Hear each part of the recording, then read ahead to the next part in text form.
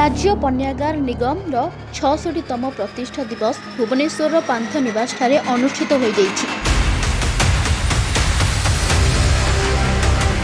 एही कार्यक्रम रे मुख्य अतिथि भावे श्री अतनु सब्यसाची नायकंक सह अन्य अतिथि माने जोग दैथिले।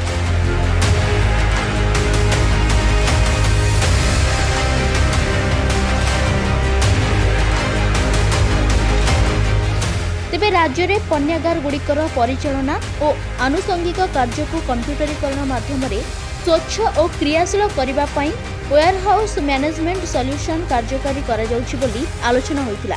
वर्तमान जेभଳି भावरे खाद्य शस्यर उत्पादन बढ़ी बढ़ी चली स्टेट वेयरहाउसिंग कॉर्पोरेशन कार्यक्रम परिधि बढ़िबार आवश्यकता अच्छी।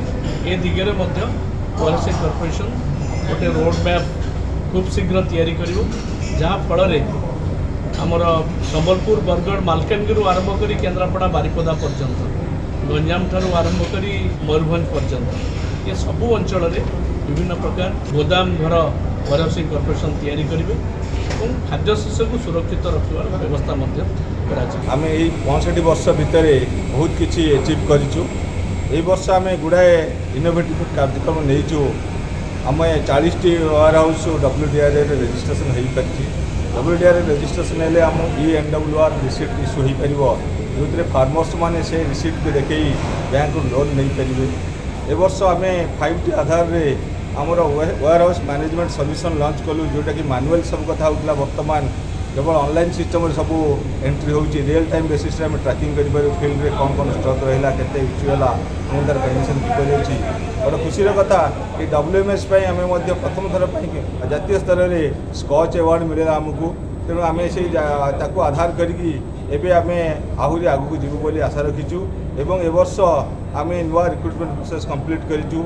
स्टाफ मानकर कैपेसिटी बिल्डिंग में ट्रेनिंग प्रोसेस भी नहीं। तेणु एम आगू बढ़िया सहित वेयरहाउस कॉर्पोरेशन एक सरकार गत किसी दिन तले लाभांश देता 3 कोटी अधिक।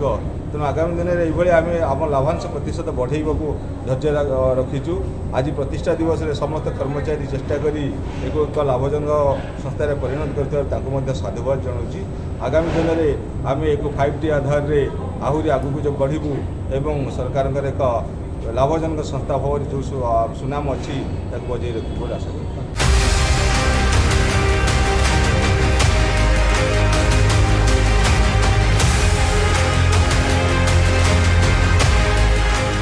एथिसह केंद्र सरकार अधीनस्थ गोदाम गुड़िकर पंजीकरण व्यावसायिक अभिवृद्धि को प्रोत्साहित करने सह कृषक और जमाकारी माने गच्छित शस्य पई हस्तांतर योग्य पण्यागार रसीद माध्यम किपरि बैंक ऋणर सुविधा पाई परिबे से विषय सविशेष गुरुत्व दिया गया।